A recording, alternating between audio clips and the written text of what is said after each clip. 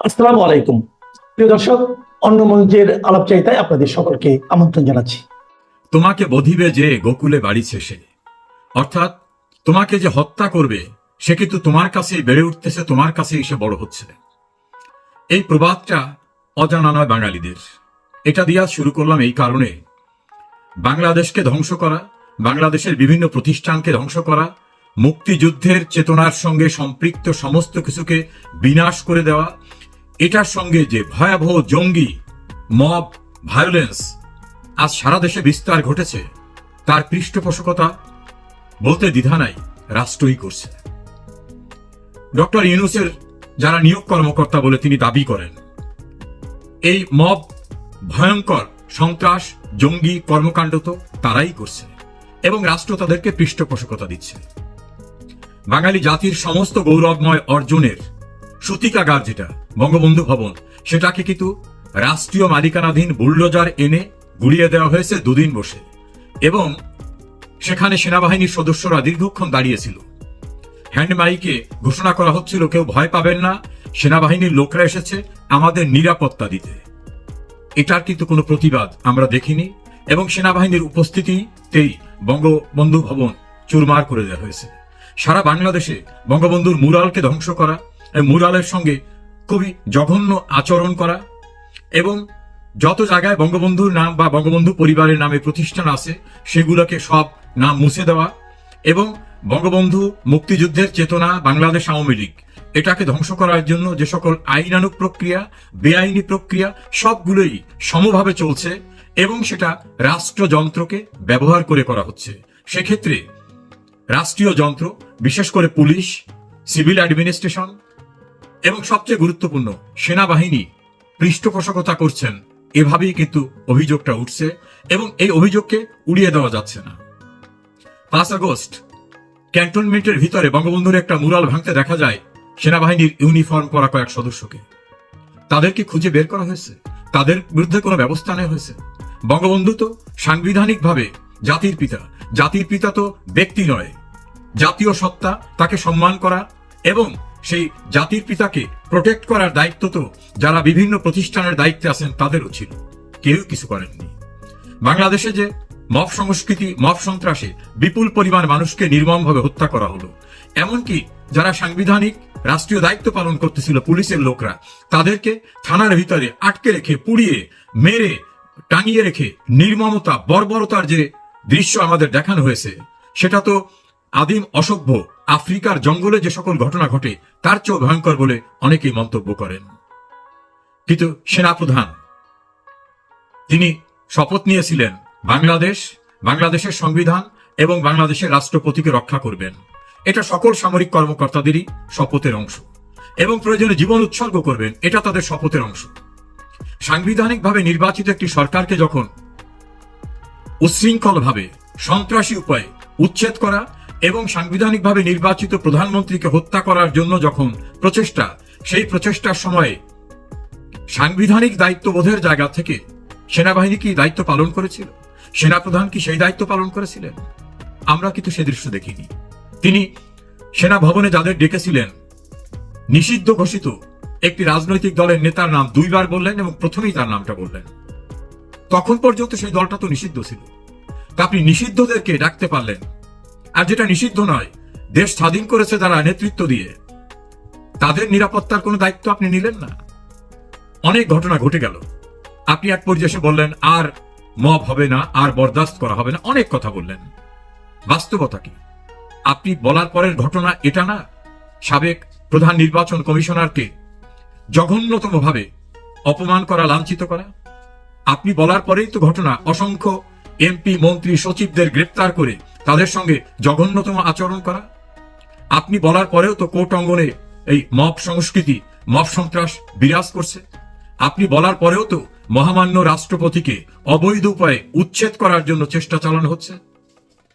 আপনি ক্ষমতায় থাকা অবস্থায় তো কথা বলা হচ্ছে, প্রধানমন্ত্রীর নামের সঙ্গে একটি পশুর নাম যুক্ত করে এবং আপনার নামের সঙ্গে ও জাতীয় শব্দ ব্যবহার করে আপনাকে এবং ক্যান্টনমেন্টকে উড়িয়ে দেওয়ার কথা বলা হচ্ছে। এমনকি আপনাকে নীল নদে ফেরাউনকে যেভাবে ভাসিয়ে দেওয়া হতো সেভাবে ভাসিয়ে দেওয়া হবে আপনাকেও, এমন কথা বলা হচ্ছে। আপনাদের নিয়ে জঘন্য জঘন্য কথা বলা হচ্ছে, ভয়ঙ্কর হুমকি দেওয়া হচ্ছে, এর সবটাই তো রাষ্ট্রদ্রোহিতার অপরাধ। আপনি নির্বাক কেন? সরকারি অন্যান্য প্রতিষ্ঠান নির্বাক কেন? তাদের কাজ কি শুধু আওয়ামী লীগকে খুঁজে বের করা? সাম্প্রতিক সময় দেখলাম একজন মেজর, তিনি তার এখতিয়ারের বাইরে গিয়ে খুঁজছেন কলেজের প্রিন্সিপালকে ধরে আওয়ামী লীগ সুসংগঠিত হচ্ছে কিনা সেটা দেখার তার দায়িত্ব। এভাবে তিনি গর্বের সঙ্গে ইন্টারভিউ দিচ্ছেন। আরে মেজর সাহেব, এই দেশটা আওয়ামী লীগের নেতৃত্বে স্বাধীন না হলে আপনি কনস্টেবল হতে পারতেন কিনা আমার সন্দেহ রয়েছে। এই মেজরের এই জাতীয় এখতিয়ার বহির্ভূত কর্মকাণ্ড এবং বক্তব্যের প্রেক্ষিতে তার বিরুদ্ধে কি কোনো ব্যবস্থা নেওয়া হয়েছে? যদি ব্যবস্থা নেওয়া না হয়ে থাকে তাহলে তো অন্যান্য কর্মকর্তারা উৎসাহিত হবেন, উদ্বুদ্ধ হবেন যে এমন কাজটি বোধহয় আমাদের করা উচিত। একের পর এক ভয়ঙ্কর ঘটনা, সর্বশেষ বঙ্গভবন দখল করার চেষ্টা। এই চেষ্টা যারা জড়িত তাদের বিরুদ্ধে কি ব্যবস্থা নেওয়া হচ্ছে, নাকি এটাই সুকৌশলে পৃষ্ঠপোষকতা দেওয়া হচ্ছে? বাংলাদেশ সেনাবাহিনী কিন্তু হঠাৎ করে হয়নি, মুক্তিযুদ্ধের ভিতর থেকে হলেও এই সেনাবাহিনীকে মর্যাদাকর সেনাবাহিনী কিন্তু বঙ্গবন্ধুর পরবর্তীতে শেখ হাসিনাই করেছেন।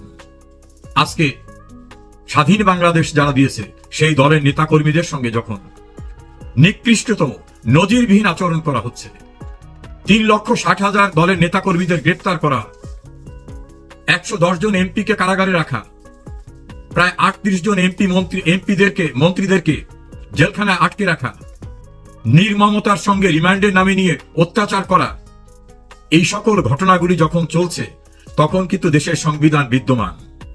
আমেরিকার এক নাগরিক এসে বাংলাদেশের সংবিধান পাল্টাতে চাচ্ছেন। কে দিয়েছে তাকে এই অথরিটি? বাংলাদেশের সংবিধান প্রণয়নের জন্য 70 সালের নির্বাচনে অবিভক্ত পাকিস্তানের ম্যান্ডেট পেয়েছিল বাংলাদেশ আওয়ামী লীগ। সেই আওয়ামী লীগের নির্বাচিত এমপিএ এবং এমএনএরা গণপরিষদ করে সংবিধান প্রণয়ন করেছিলেন। প্রথমে অস্থায়ী সংবিধান, পরে আনুষ্ঠানিকভাবে সংবিধান এবং সংসদের মাধ্যমে সেটাকে অ্যাপ্রুভ করা হয়। ডক্টর আলী রিয়াজ সহ আমেরিকার নাগরিকরা বাংলাদেশে এসে সংবিধান সংস্কার করার অথরিটি পেলেন কোথায়? কে দিয়েছে তাদের এই এখতিয়ার? আর একটা বিষয় খুব কষ্টকর, আওয়ামী লীগ ক্ষমতায় থাকা অবস্থায় মুক্তিযুদ্ধের চেতনায় আওয়ামী লীগ কথা বললেই কিছু কিছু দল তারা মুক্তিযুদ্ধে বিশ্বাস করেন, নানাভাবে আওয়ামী লীগকে অভিযুক্ত করতেন। বঙ্গবন্ধুকে আওয়ামী লীগ তাদের দলীয়করণ করছে, মুক্তিযুদ্ধকে দলীয়করণ করছে। আরে ভাই, এখন তো আওয়ামী লীগ নাই দেশের ভিতরে, নিষিদ্ধ করছে কার্যক্রম। তা আপনারা এত তত্ত্ব কথা যারা বলতেন প্রেস ক্লাবের সামনে সেমিনার সিম্পোজিয়াম করে সারাদিন আওয়ামী লীগকে গালিগালাজ করতেন, কোথায় সেই মুক্তিযুদ্ধের চেতনাধারী দলগুলি? তাদেরকেও তো দেখছি জঙ্গিতন্ত্র, মবতন্ত্র এবং যারা সাম্প্রদায়িক বাংলাদেশ কায়েম করতে চায় তাদের পিছনে হেঁটে হেঁটে এক পিস বিস্কিট, এক কাপ চায়ের লোভে অনির্বাচিত এই উচ্ছৃঙ্খল ক্ষমতা দখলকারীদের কাছে গিয়ে ধর্ণা দিচ্ছেন, দয়া দাক্ষিণ্য খুঁজছেন। সেখানে বাম রাজনীতির সঙ্গে জড়িত তত্ত্ব কথা বলা অনেককেও দেখছি। আমার অভিমত, একে একে সব প্রতিষ্ঠান ধ্বংস করে দেওয়া হচ্ছে, একটার পর একটা আপনারা আক্রান্ত হবেন। সেনাপ্রধানকে নিয়ে যে জাতীয় ঘোষণা দেওয়া হয়েছে একাধিকবার, একাধিক ফোরাম থেকে, এমনকি ডক্টর ইউনূসের যারা নিয়োগকর্তা তারাও বলেছেন, সেনাপ্রধান রক্ষা কি আপনার হবে? শেষ রক্ষা কি আপনার হবে? নাকি বীর মুক্তিযোদ্ধা কেম নুরুল হুদার গলায় যেভাবে জুতার মালা, সে মালা আপনার জন্য অপেক্ষা করছে? নাকি এর চেয়ে ভয়াবহ কোনো কিছু অপেক্ষা করছে? আপনি সাংবিধানিক প্রতিষ্ঠান রক্ষা করার শপথ নিয়ে আপনার নির্লিপ্ততা অথবা আপনার নীরবতার মধ্য থেকে সবকিছু ধ্বংসের এই লীলা খেলা দেখে তৃপ্তি পাচ্ছেন কিনা সেটাই আমাদের ভাবিয়ে তুলছে। শেষ রক্ষা কিন্তু আপনারও হবে না, শেষ রক্ষা ডক্টর ইউনূসের হবে না। ক্ষমতার লোভে চোখ কান বন্ধ করে রাখা বিএনপিরও কিন্তু শেষ রক্ষা হবে না। স্বাধীনতার পরাজিত শত্রু জঙ্গি, মুসলিম নাম ব্যবহার করা প্রতারকরাই কিন্তু বাংলাদেশটাকে খেয়ে ফেলবে। আপনাদের অনেকেরই কিন্তু রক্ষা হবে না। এখনো যদি বুঝতে বাকি থেকে থাকে তাহলে আপনাদের ঘুম আর কেউ ভাঙাতে পারবে না। মনে রাখবেন, একটি গল্প আছে, 3 জন মিলে এক খামার থেকে আখ চুরি করে খাচ্ছিল। একত্রে তাদের বাধা দেওয়া সম্ভব নয়। খামারের মালিক এসে বললেন, খ্রিস্টান আর মুসলমান খেতেছে, তুই হিন্দু, তুই কেন? তাকে শেষ করার পরে বললেন যে মুসলমান আমার ভাই, সে না হয় খেয়েছে, তুই খ্রিস্টান, তুই হাত দিলি কেন? সেটাকে শেষ করার পরে বলা হলো, বেধর্মীরা হাত দিতে পারে, তুই আমার ধর্মের লোক হয়ে তুই কেন হাত দিলি এখানে? তুই কেন আমার খামারের আখ খেয়ে ফেললি? এভাবে কিন্তু বিনাশ করে যারা ষড়যন্ত্রকারী এবং যারা জঘন্য ঘটনার সঙ্গে জড়িত থাকে। একে একে সব প্রতিষ্ঠান ধ্বংস হয়ে যাচ্ছে। এখনো আপনাদের চৈতন্যোদয় হওয়া উচিত কিনা ভেবে দেখুন, সময় কিন্তু গড়িয়ে যাচ্ছে। বঙ্গবন্ধুর আত্মস্বীকৃত খুনিরা বঙ্গবন্ধু হত্যার পরে যারা ক্ষমতা এসেছিলেন তাদের প্রায় সকলেরই পৃষ্ঠপোষকতা পেয়েছে, পুনর্বাসনের সুযোগ পেয়েছে। 1975 সালের 15 আগস্ট বঙ্গবন্ধুকে সপরিবারে নির্মমভাবে হত্যা করার পরে সেই খুনিদের কিভাবে প্রশ্রয় দেওয়া হয়েছিল, এমনকি বঙ্গবন্ধুর খুনের পরে কিছু সেনা কর্মকর্তা যখন জিয়াউর রহমানের কাছে যান অতি প্রত্যুষে, তারা যখন জানান যে president is dead, Ziaur Rahman বলেছিলেন so what, vice president will take over. Vice president তো নয়, স্পিকার নয়, বরং বঙ্গবন্ধুর খুনের বিশ্বাসঘাতক খন্দকার মোস্তাককে রাষ্ট্রীয় আসনে বসাবার পরে জেনারেল জিয়াউর রহমান সহ সেনাবাহিনীর কর্মকর্তারা তাকে অভিনন্দন জানিয়েছিলেন। স্বল্প সময়ের ভিতরে পরিস্থিতি পাল্টে গেল, একজন বিচারপতিকে বসানো হলো, কদিনের মাথায় তাকে সরিয়ে দিয়ে জিয়াউর রহমান নিজেই প্রধান সামরিক আইন প্রশাসক এবং রাষ্ট্রপতি ঘোষণা করলেন নিজেকে।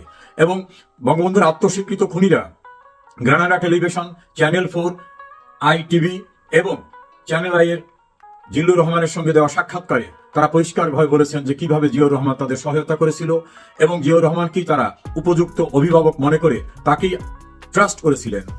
এবং এর পূর্বে কিভাবে জিয়াউর রহমানের সঙ্গে বিভিন্ন সময় তারা আলোচনা করেছেন, বৈঠক হয়েছে, সমস্ত তথ্য উপাত্ত তারা উপস্থাপন করেছেন। কতবার তারা স্থানীয় মার্কিন হাইকমিশনে গিয়েছেন, বিভিন্ন রকম তথ্য এসেছে। এবং জিয়াউর রহমানের জীবদ্দশায় কিভাবে তাদেরকে বিশ্বের বিভিন্ন দেশে অর্থাৎ 12টি হাইকমিশনে তাদেরকে প্রতিষ্ঠিত করা হয়েছিল বিভিন্ন পদে। আত্মস্বীকৃত খুনিদেরকে দেশ থেকে বেরিয়ে যাওয়ার সময় তাদের পরিবারকে নিয়ে যাওয়া, তারা ব্যাংককে গিয়ে থাকা, পাকিস্তানে যাওয়া, তাদের আর্থিক সহায়তা, সমস্ত ব্যবস্থা তিনি করেছিলেন। এবং বঙ্গবন্ধুর হত্যাকাণ্ডের সঙ্গে তার সম্পৃক্ততার যে তথ্যপাত্র, লিপসুল সহ বিভিন্ন লেখকের লেখায় এবং কোর্টে যে সকল সাক্ষী এসেছে তার ভিতর থেকে যেটা এসেছে, এমনকি কর্নেল রশিদের স্ত্রী জোবায়দা রশিদের যে স্টেটমেন্ট কোর্টে, সেই স্টেটমেন্টের ভিতরে সেটা পরিষ্কার হয়েছিল। জিয়াউর রহমানের হত্যাকাণ্ডের পরে এরশাদ ক্ষমতায় আসলে এরশাদ সাহেবও তখন বঙ্গবন্ধুর আত্মস্বীকৃত খুনিদেরকে দেশে আসতে দেন এবং তাদের 2টি পার্টি করতে দেন। একটি পার্টির নাম ছিল ফ্রিডম পার্টি, কর্নেল ফারুক এবং রশিদের নেতৃত্বে। আরেকটি পার্টির নাম ছিল প্রগতিশীল গণতান্ত্রিক শক্তি, কর্নেল শাহরিয়ার রশিদের নেতৃত্বে। এই বঙ্গবন্ধুর আত্মস্বীকৃত খুনিদের এই 2টি পার্টিকে রাষ্ট্রীয়ভাবে বিভিন্ন পৃষ্ঠপোষকতা দেওয়া হয়েছিল। শেখ হাসিনা দেশে ফেরার পরে তাকে হত্যা করার জন্য ফ্রিডম পার্টি বিভিন্ন প্রক্রিয়া চালায়। এমনকি বঙ্গবন্ধু ভবনে বাইরের থেকে ব্রাশ ফায়ার করে বঙ্গবন্ধু ভবন ভেদ হয়ে মোহাম্মদপুরে গিয়েও অনেকের মৃত্যু হয়েছিল। এবং দুর্ভাগ্য হলো বঙ্গবন্ধুর হত্যাকাণ্ডের দিনে সেটাকে নাজাত দিবস ঘোষণা করেছিল একটি মহল। সেই নাজাত দিবসের অনুষ্ঠানে দেশের একজন বিচারপতিও সেখানে অংশগ্রহণ করেছিলেন। এবং বিদেশে থাকা, লিবিয়ায় থাকা এক ব্যক্তিকে বাংলাদেশে এনে তাকে বিমান বাহিনীর প্রধান করা হয়েছিল। এবং 7 দিনের মাথায় সেনাবাহিনীর প্রধানকে সরিয়ে দিয়ে জেনারেল জিয়া নিজেই সেনাপ্রধান হয়ে গেছিলেন। এরশাদ সাহেব বঙ্গবন্ধুর খুনিদেরকে বিভিন্ন প্রতিষ্ঠিত শুধু করেন নাই, বঙ্গবন্ধুর খুনিদেরকে তার দলে আশ্রয় দিয়েছিলেন। শাহ মোয়াজ্জেম হোসেন সহ অনেকেই যারা বঙ্গবন্ধু এবং জেল হত্যার সঙ্গে জড়িত তাদেরকে দলে আনা, তাদেরকে মন্ত্রিত্ব দেওয়া, বিভিন্নভাবে পুনর্বাসন করেছিলেন। পরবর্তীতে বেগম খালেদা জিয়া রাষ্ট্র ক্ষমতা আসার পরেও বঙ্গবন্ধুর খুনিরা পুনর্বাসিত হয়। 1996 সালের ভোটারবিহীন 15 ফেব্রুয়ারির নির্বাচনে জাতীয় সংসদে বিরোধী দলীয় নেতার আসনে বসানো হয়েছিল বঙ্গবন্ধুর আত্মস্বীকৃত খুনি কর্নেল রশিদকে। এবং একজন খুনি পররাষ্ট্র মন্ত্রণালয়ে তার চাকরি ন্যস্ত হয়েছিল, তিনি মারা যান। তারপরে তাকে বেগম খালেদা জিয়ার আমলে প্রমোশন এবং আর্থিক সকল সুযোগ সুবিধা দেওয়া হয়। এভাবে জিয়াউর রহমান, জেনারেল এরশাদ এবং খালেদা জিয়ার সময়ে বঙ্গবন্ধুর খুনিরা রাজনৈতিকভাবে, অর্থনৈতিকভাবে, প্রশাসনে প্রতিষ্ঠা লাভ করে এবং চূড়ান্ত কফিনে পেরেক মেরে দেওয়া হয়। খুনি মোস্তাক 1975 সালের 26 সেপ্টেম্বর ইন্ডেমনিটি অর্ডিন্যান্স জারি করেছিলেন খুনিদের এবং অপকর্ম করা, অবৈধ ক্ষমতা দখল করার ঘটনাকে বৈধতা দেওয়ার জন্য। সেটা আইন ছিল না। জিয়াউর রহমান যখন তার সাধারণ পার্লামেন্ট তৈরি করলেন 1979 সালের 6 এপ্রিল পার্লামেন্টে বিল উত্থাপন করা হয়। সেই বিলের বিরোধিতা করেছিলেন মিজানুর রহমান চৌধুরী, সুধাংশেখর হালদার এবং সুরঞ্জিত সেনগুপ্ত, আসাদুজ্জামান। সেদিন সংখ্যাগরিষ্ঠতার বড়াই দেখিয়ে বঙ্গবন্ধুর খুনিদের রক্ষা করার জন্য এবং অবৈধভাবে ক্ষমতা দখল করে সেই ক্ষমতাকে চিরস্থায়ী করার জন্য এবং বৈধতা দেওয়ার জন্য জিয়াউর রহমান সংবিধান সংশোধন করেন, যেটাকে পপুলারলি বলা হয় সংবিধানের 5ম সংশোধনী। তার ভিতর থেকে 1975 সালের 16 আগস্ট থেকে শুরু করে 1989 সালের 5 এপ্রিল পর্যন্ত সংগঠিত সকল ঘটনায় দায় মুক্তি দেওয়া হয় এবং বলা হয় যে এই সময় ঘটনাটা ঘটানো হয়েছে তার কোনো আইনগত বিষয় চ্যালেঞ্জ করা যাবে না, তাদেরকে কোশ্চেন করা যাবে না, তাদের দায়বদ্ধ করা যাবে না। অর্থাৎ জিয়াউর রহমান যে অবৈধভাবে ক্ষমতা দখল করলেন, খুনিরা যে খুন করলো, তাদের যে মাফ করে দেওয়া হলো, কোনো প্রশ্ন করা যাবে না। এভাবে ইন্ডেমনিটি অর্ডিন্যান্সকে আইনে পরিণত করা হয়। কিন্তু যখন ইন্ডেমনিটি অর্ডিন্যান্স বৈধ কি অবৈধ এই বিষয়টা দেশের সর্বোচ্চ আদালতে যায়, হাইকোর্ট ডিভিশন এবং অ্যাপিলেট ডিভিশন, সেখানে অ্যাপিলেট ডিভিশন চূড়ান্তভাবে মন্তব্য করেন যিনি ইউজার বার, অর্থাৎ যার কোনো অধিকার ছিল না ওই শক্তি, ওই ক্ষমতা, ওই দায়িত্ব গ্রহণ করার, তিনি যাই করুন না কেন, তারপরে যত বৈধতা দেওয়ার চেষ্টা করুন না কেন, এটা অবৈধ। এজন্য রায় বলা হয়েছিল এটা রাষ্ট্রদ্রোহিতা, হাইলি রাষ্ট্রদ্রোহিতা, সংবিধান লঙ্ঘন, দেশের বিরুদ্ধে কাজ করা এবং ফৌজদারি অপরাধ। এবং তাদের এই অপরাধমূলক কর্মকাণ্ডকে যাতে আইনের মাধ্যমে বিচারের মুখোমুখি করা যায় সেজন্য পেনাল প্রভিশন অর্থাৎ দণ্ডের আইন প্রণয়ন করার জন্য ইনস্ট্রাকশন দেওয়া হয়েছিল। এভাবেই সংবিধানের 7-এর এ ধারাকে সংযুক্ত করা হয়। 7-এর এ অনুচ্ছেদে সংবিধান পরিপন্থী কাজ করার জন্য রাষ্ট্রদ্রোহিতার অভিযোগ এবং রাষ্ট্রদ্রোহিতার সর্বোচ্চ শাস্তি পাবে, এভাবে এই বিধানটি করা হয়। আমরা কনক্লুশনে বলতে পারি বঙ্গবন্ধুকে হত্যা করার পরে অবৈধভাবে ক্ষমতা দখল করা খন্দকার মোস্তাক, পরবর্তীতে একজন বিচারপতি, তাদেরকে সরিয়ে দিয়ে জিয়াউর রহমান এবং তার ধারাবাহিকতায় পরবর্তীতে আবার সামরিক শাসন জারি করে সংবিধান লঙ্ঘন করে ক্ষমতা দখলকারী জেনারেল এরশাদ এবং খুনিদেরকে পার্লামেন্টে নিয়ে আসার যে ন্যাক্কারজনক ঘটনা বাংলাদেশের ইতিহাসে ঘটেছিল, সেই ঘটনায় বেগম খালেদা জিয়াও দায় মুক্ত হতে পারেন না। কারণ তার সময়ে 96 15ই ফেব্রুয়ারি সংসদের বিরোধী দলীয় নেতার আসনে বসেছিল বঙ্গবন্ধুর আত্মস্বীকৃত খুনি কর্নেল রশিদ। এভাবেই বঙ্গবন্ধুর খুনের বৈধতা দেওয়ার চেষ্টা করা, খুনিদের রক্ষা করার চেষ্টা করা, তাদেরকে সূর্য সন্তান বলা, বঙ্গবন্ধুর হত্যার দিনকে নাজাদ দিবস করা, এভাবে নগ্নতার ভিতর থেকে যারা আত্মরক্ষার চেষ্টা করেছিলেন তাদের আত্মরক্ষা হয়নি। এই অগস্ট মাসে সেটাকেই মনে করার জন্য আমার এই কন্টেন্ট, বঙ্গবন্ধুর খুনিরা পরিত্রাণ পায়নি।